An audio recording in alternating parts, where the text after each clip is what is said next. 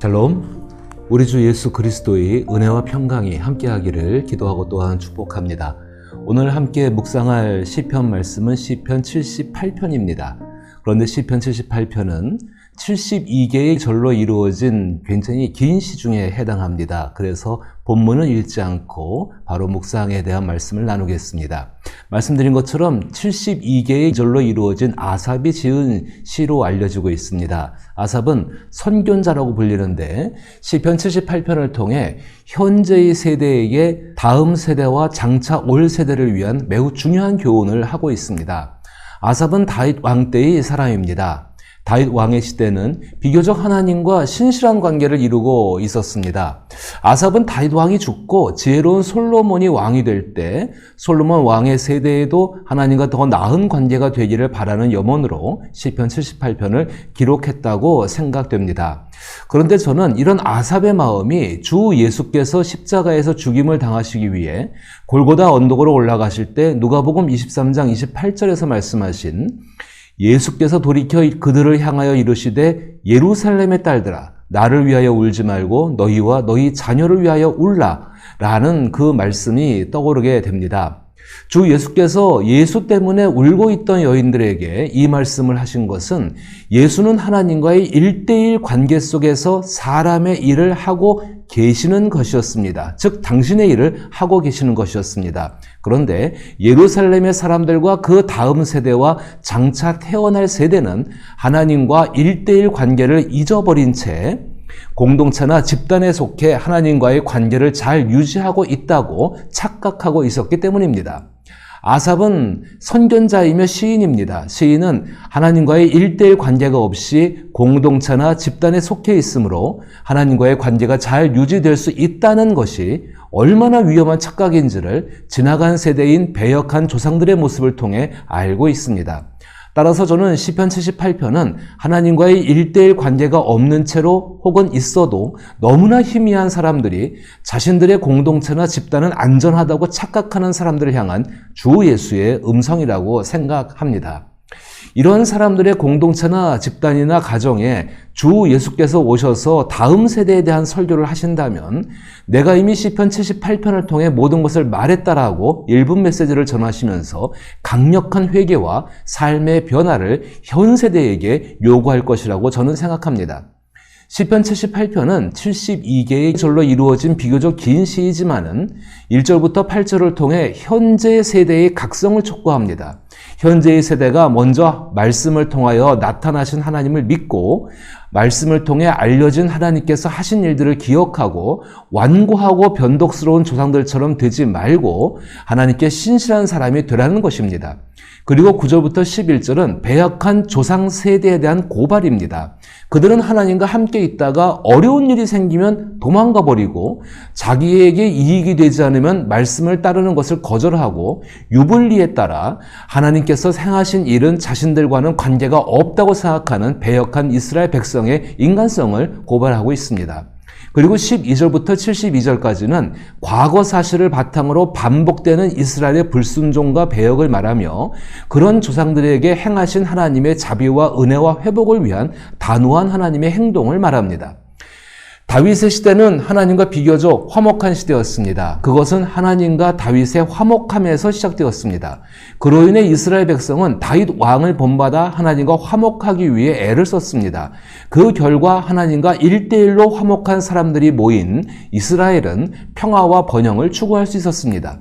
시인은 이스라엘의 역사를 상기시키며 하나님과 화목한 다음 세대를 위해서 앞 세대가 하나님의 인격을 닮아 하나님의 인격을 나타내는 일을 위해 희생해야 함을 말합니다. 제가 1절부터 8절을 읽어보면은 내 백성이여 내 율법을 들으며 내 입의 말에 귀를 기울일지어다. 내가 입을 열어 비유로 말하며 예로부터 감췄던 것을 드러내려 하나니 이는 우리가 들어서 아는 바요 우리의 조상들이 우리에게 전한 바라 우리가 이를 그들의 자손에게 숨기지 아니하고 여호와의 영예와 그의 능력과 그가 행하신 기이한 사적을 후대에 전하리로다. 여호와께서 증거를 야곱에게 세우시며 법도를 이스라엘에게 정하시고 우리 조상들에게 명령하사 그들의 자손에게 알리라 하셨으니 이는 그들로 후대 곧 곧 태어날 자손에게 이를 알게 하고 그들은 일어나 그들의 자손에게 알려서 그들로 그들의 소망을 하나님께 두며 하나님께서 행하신 일을 잊지 아니하고 오직 그의 계명을 지켜서 그들의 조상들 곧 완고하고 패역하여 그들의 마음이 정직하지 못하며 그 심령이 하나님께 충성하지 아니하는 세대와 같이 되지 아니하게 하려 하심이로다. 4절에서 말하는 여호와의 영예와 그의 능력과 그가 행하신 기이한 사적은 1차적으로는 하나님께서 행하신 일입니다. 분명하게 있었던 객관적인 사건과 내용입니다. 그리고 2차적인 의미는 객관적인 사건을 통해 드러난 하나님의 인격입니다.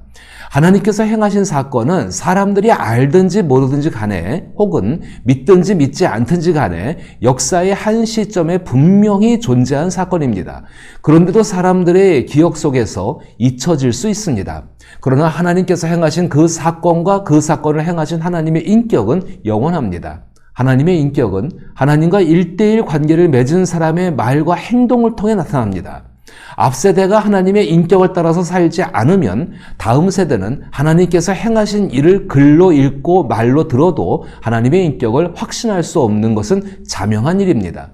시인은 그것을 잘 알고 있습니다. 그래서 6절과 8절에서 이는 그들로 후대 곧 태어날 자손에게 이를 알게 하고 그들은 일어나 그들의 자손에게 일러서 그들의 조상들 곧 완고하고 패역하여 그들의 마음이 정직하지 못하며 그 심령이 하나님께 충성하지 아니하는 세대와 같이 되지 아니하게 하려 하심이로다라고 말하고 있는 것입니다. 현재의 세대가 하나님께 충성된 세대가 되어야 합니다. 현재의 세대가 하나님을 향해서 충성되기를 바라는 것은 하나님의 소원이며 하나님께 운명을 건 믿음의 사람들이 가장 바라고 추구할 일입니다. 따라서 우리는 성령 안에서 얻게 되는 충성을 생각을 해보아야 합니다. 충성은 성실하고 충직하고 용감하다는 의미입니다. 충성은 상대가 인정해주는 나의 인격입니다. 그러니까는 하나님께 대한 충성은 하나님께서 인정해 주셔야 한다는 것입니다. 그런데 하나님의 은혜는 하나님께 대한 언행의 일치를 이루게 하여 하나님께 신임이 두텁게 하십니다. 이 은혜가 우리로 하여금 자신의 기도를 기억하며 드린 기도를 이루기 위한 사랑과 헌신의 삶을 살아가게 합니다. 이 같은 삶을 통하여 하나님께 충성스러운 사람이 되어집니다. 충성된 자의 반대는 좋을 때만 친구인 기회주의자입니다. 충성되다고 말하지만 달콤한 사랑만을 좋아하고 진리를 위한 힘겨운 일은 회피하는 모습입니다. 그것은 하나님께 대한 기만적인 위선입니다. 충성됨의 인격은 실제의 삶에서 하나님과 사람에 대해 나타납니다. 충성되면 사랑하는 대상을 위해서 직언하거나 이의를 제기하는 용기가 있는 행동과 사랑하는 대상의 인격을 나타내는 자기 희생을 감수합니다. 충성은 상대와 나누는 인격적인 사귐을 통해 길러진 성품이며 인격입니다. 이것은 하나님과의 1:1 관계 속에서 사랑과 헌신 속에서 만들어지는 것입니다. 하나님의 인격은 이스라엘에게 충성스러움으로 나타났습니다. 그러나 이스라엘은 하나님께 충성되지 않은 기회주의자였습니다. 이스라엘 백성들은 눈에 보여야만 믿는 하루살이 곤충처럼 살았습니다. 그로 인해 다음 세대는 하나님의 인격을 알기 위해 더 많은 실패의 위험 속에 하나님을 알기 위한 고난을 겪어야 했습니다. 그것은 다음 세대를 위해 자기의 것을 희생하지 않는 먼저 된 세대의 결과입니다. 모든 사람은 다음 세대가 먼저 세대보다 더 나은 상태가 되기를 바랄 것입니다. 그런데 분명한 것은 다음 세대는 먼저 믿은 세대가 하나님과의 1:1 관계 속에서 보여지는 사랑과 희생을 통해 변화되고 성장합니다. 따라서 현재 세대는 현재 세대에서 끊어낼 것은 끊어내어야 합니다. 무엇을 끊어내야 할까요? 시인은 시인의 마음에 사무쳐 있는 것을 9절부터 11절에서 고발합니다. 에브라임 자손은 무기를 갖추며 활을 가졌으나 전쟁의 날에 물러갔도다. 그들이 하나님의 언약을 지키지 아니하고 그의 율법 준행을 거절하며 여호와께서 행하신 것과 그들에게 보이신 그의 기이한 일도 잊었도다. 충성되지 않다는 의미인데 이런 의미를 이해하기 위해 표준 세번역 성경을 다시 읽어보면은 에브라임의 자손은 무장을 하고 활을 들고 있었지만 정작 전쟁이 일어날 때 물러가고 말았다. 하나님과 맺은 언약을 지키지 않으며 그 교훈 따르기를 거절하였다. 그가 이루신 일들과 그가 보이신 기적을 잊어버렸다. 구절에 무장을 하고 활을 들고 대단한 모습이지만 정작 전쟁이 시작되면 도망쳐 버리는 사람들. 10절에 왜 언약을 지키지 않고 교훈을 따르지 않을까요? 자기들에게 유익하지 않거나 손해를 보고 불이익을 받을 것을 두려워하기 때문입니다. 사실 그들은 소리만 요란한 빈수레 같은 겁쟁이들입니다. 11절에 하나님께서 하신 일을 왜 그렇게 잊어버릴까? 기억력이 나빠서일까요? 하나님과 자신이 맺은 관계가 없기 때문입니다. 이런 사람들은 한산대첩에서의 승리가 이순신 장군이 한 일인 것은 믿어도 이스라엘의 승리가 하나님이 하신 것은 믿지 못하는 사람들이죠.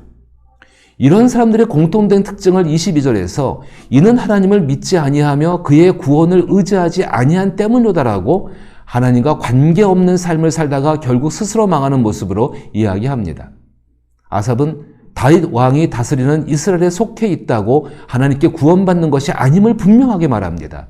그런데 그런 생각이 현재의 세대가 가지고 있는 생각입니다. 이스라엘 사람으로 태어나기만 하면 무조건 하나님의 축복 속에 살게 된다는 참 어이없는 낙관론입니다. 현재 세대에서 끊어낼 것은 끊어내어야 합니다. 현재의 세대가 끊어낼 것을 끊어내지 않으면 다음 세대는 현재의 세대를 답습하게 됩니다. 우리는 다음 세대와 장차 올 세대를 위해서 무엇인가를 준비하려 합니다. 지금의 미래는 그들에게 달려있기 때문입니다. 그래서 죽을 힘을 다해 재산과 땅과 건물과 권력을 만들어 놓습니다. 그리고 그것을 다음 세대에게 물려주려 합니다. 부모가 자녀를 위해 해줄 수 있는 것은 많은 유산을 남겨주는 것이 아닙니다. 부모가 자녀의 곁에 없어도 자녀가 스스로 바르고 제대로 된 삶을 살아갈 수 있도록 영적으로, 정신적으로, 육체적으로 준비시켜주는 것입니다. 수천억의 재산을 남겨주는 것보다 자기의 시신을 다른 사람을 위해 사후에 기증하는 모습을 보여주는 것이 자녀가 살아가는 동안 마음과 기억에 더 큰 울림이 될 것입니다. 다음 세대가 하나님과 바른 관계 속에서 살기를 원한다면 현재의 세대와 관계를 맺은 하나님을 복사해서 자녀에게 정답인 것처럼 강요하지 마십시오. 하나님은 당신을 나는 아브라함의 하나님이요 이삭의 하나님이요 야곱의 하나님, 즉 살아있는 자의 하나님이라고 말씀하십니다. 현재 세대가 누린 하나님은 현재의 세대로 족합니다. 과거 세대의 것을 끌어내지 못하고 계속 답습하는 현재의 세대 사람들에게 하나님은 어떻게 하셨는가? 12절부터 72절에 걸쳐 말씀합니다. 그 중에 32절부터 39절을 살펴보면 이러함에도 그들은 여전히 범죄하여 그의 기이한 일들을 믿지 아니하였으므로 하나님이 그들의 날들을 헛되이 보내게 하시며 그들의 횟수를 두려움으로 보내게 하셨도다. 하나님이 그들을 죽이실 때에 그들이 그에게 구하며 돌이켜 하나님을 간절히 찾았고 하나님이 그들의 반석이시며 지존하신 하나님이 그들의 구속자이심을 기억하였도다. 그러나 그들이 입으로 그에게 아첨하며 자기 혀로 그에게 거짓을 말하였으니 이는 하나님께 향하는 그들의 마음이 정함이 없음이며 그의 언약에 성실하지 아니하였음이로다. 오직 하나님은 긍휼하심으로 죄악을 덮어주시어 멸망시키지 아니하시고 그의 진노를 여러 번 돌이키시며 그의 모든 분을 다 쏟아내지 아니하셨으니 그들은 육체이며 가고 다시 돌아오지 못하는 바람임을 기억하셨음이니라. 하나님은 그들을 자비로우심으로 대하셨습니다. 하나님은 자비로우십니다. 그러나 하나님의 자비는 사람을 살리기 위해 단호한 외과 의사처럼 하나님과 1:1 관계를 맺지 못하는 것을 끊어내시고 한 사람을 택하시고 그 사람과 1:1 관계를 시작하십니다. 그것이 다음 세대와 이후에 올 세대를 위한 진정한 하나님의 자비입니다. 시편 78편 70절에서 72절은 솔로몬보다 먼저 하나님과의 1:1 관계를 맺은 다윗의 이야기입니다. 또 그의 종 다윗을 택하시되 양의 우리에서 취하시며 전양을 지키는 중에서 그들을 이끌어내사 그의 백성인 야곱, 그의 소유인 이스라엘을 기르게 하셨더니 이에 그가 그들을 자기 마음의 완전함으로 기르고 그의 손에 능숙함으로 그들을 지도하였도다. 72절에서 하나님은 솔로몬보다 앞선 다윗에게 그가 그들을 자기 마음의 완전함으로 기르고 그의 손에 능숙함으로 그들을 지도하였도다라는 표현처럼 성실한 마음으로 기르고 이스라엘 백성을 잘 아시는 하나님처럼 자기 백성과 다음 세대를 잘 알고 조금도 부족하지 않도록 인도하셨습니다. 아삽은 다윗이 자신의 세대와 다음 세대를 위해서 자신의 전부를 하나님의 인격을 따라 변화시키기 위해 얼마나 처절하게 노력했는지를 잘 알고 있습니다. 그리고 솔로몬에게도 하나님의 말씀을 따라 하나님의 인격으로 솔로몬의 인격을 변화시키는 일에 최선을 다할 것을 노정의 충심으로 말하고 있는 것입니다. 잠언은 솔로몬이 지은 성경입니다. 솔로몬 역시 자신의 뒤를 이을 다음 세대와 장차 올 세대가 하나님과의 충성스러운 1:1 관계 속에서 살아가기를 바라는 마음으로 잠언을 기록하였습니다. 저는 하나님은 산자의 하나님, 즉 아브라함의 하나님이요 이삭의 하나님이요 야곱의 하나님이시다라는 말의 의미를 현재의 세대가 끊어낼 것은 끊어내고 현재의 세대를 맞춰야 한다는 의미로 생각합니다.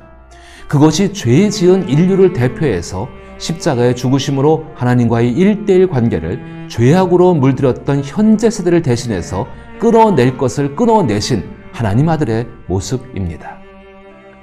당신은 당신의 자녀와 손주 그리고 다음 세대와 앞으로 올 세대를 사랑하고 잘 되기를 바라십니까?